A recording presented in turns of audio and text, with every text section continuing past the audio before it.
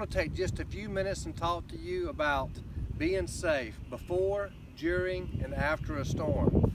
As you know, right now there's a storm out in the Gulf, and we want you to be safe just like we want our workers to remain safe. Before a storm occurs, there are certain things that you need to do to make sure you remain safe. During the strong winds, many things that can happen that can cause power lines to fall. Trees can fall into our power lines.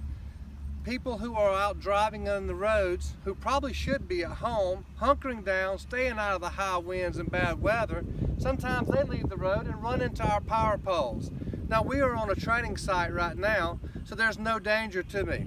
And sometimes we do have perfectly good cars hitting perfectly good power poles, which causes our perfectly good power lines to fall on them, which causes perfectly good disasters.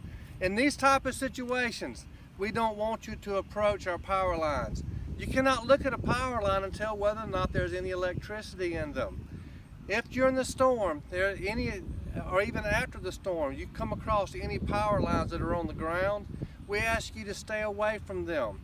Many times we are asked, how far do I need to stay away from a down power line?